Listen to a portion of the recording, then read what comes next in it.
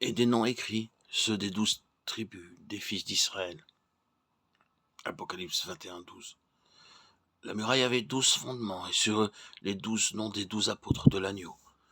Apocalypse 21:14. Les fondements de la muraille de la ville étaient ornés de pierres précieuses de toute espèce. Apocalypse 21:19. Les noms des 12 tribus des fils d'Israël qui ornaient les portes de la sainte cité et les noms des 12 apôtres placés sur les fondements appellent à notre pensée Jacob et Pierre, le plus représentatif des 12. Il y avait en Jacob beaucoup de choses à déplorer. Quant à Pierre, le Seigneur, à bien des égards, aurait pu dire « Jamais Dieu n'atteindrait mon but en lui ».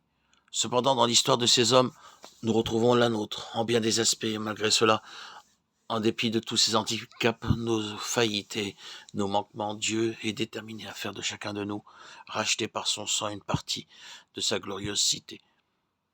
En examinant quelques traits de leur histoire spirituelle, nous voyons comment ils furent taillés, façonnés et amenés à la ressemblance du Fils de Dieu. Le nom d'Israël signifie prince avec Dieu, mais auparavant, il s'appelait Jacob. Nous ne pouvons retracer toute son histoire, mais l'un des traits de son caractère, c'est qu'il était marqué par la perception des choses divines. Dieu l'avait choisi pour le droit d'aînesse. J'ai aimé Jacob, Malachie 1:2. La parole nous dit qu'il voulut anticiper l'heure de Dieu. Il suivit une ligne naturelle pour obtenir les choses spirituelles. Et ce qui en résulta fut sa fuite et les 20 années chez son oncle Laban. La vision d'échelle reliant le ciel et la terre, les promesses de Dieu, son réveil et ses déclarations. Certainement, l'Éternel est en ce lieu. C'est ici la maison de Dieu, c'est ici la porte des cieux. Ce qu'il fit, il prit une pierre, versa de l'huile à son sommet. Il donna à ce lieu le nom de Bethel, Genèse 28, 16, 18, 19. Tout ceci résume le point suivant. Jacob avait vu quelque chose dans laquelle il ne pouvait entrer.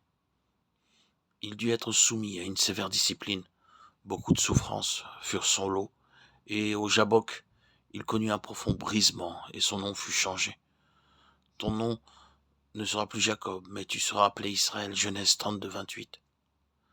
Son témoignage est celui d'un changement profond dans son être intérieur, procédant d'une révélation de Dieu. J'ai vu Dieu en face, et mon âme a été sauvée, Genèse 32, 30. Et toute sa vie, Jacob porta la marque de cet incident. Il boitait. Il ne fut plus jamais le même homme. Cette étape est fondamentale. Jacob ne pouvait aller à Bethel, la maison de Dieu, avant que cette œuvre ne soit accomplie en lui. En suivant le chemin de sa vie, il est clair que son éducation n'était pas terminée avec le Jabbok. Il connut d'autres épreuves par lesquelles Dieu façonnait cette pierre, car dans sa constitution, quelque chose devait encore être mis en lumière et brisé. Ceci est un court résumé de toute son histoire.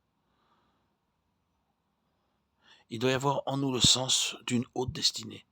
Dieu veut faire de nous des princes, et c'est en raison d'une destinée si élevée que dans sa prescience, il a pensé notre histoire et déterminé ses voies à notre égard, sachant comment il nous disciplinera pour nous amener à la connaissance vivante de lui-même.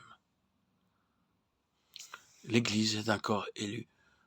Elle ne commence jamais avec Jacob, l'homme naturel, l'homme de l'âme, mais avec Israël, qui est le côté céleste et spirituel de notre expérience.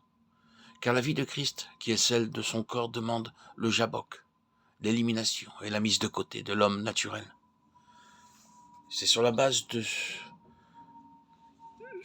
que Jacob a bâti. Son histoire spirituelle a commencé, celle d'une vision et d'une révélation, et dans laquelle nous-mêmes nous entrons spirituellement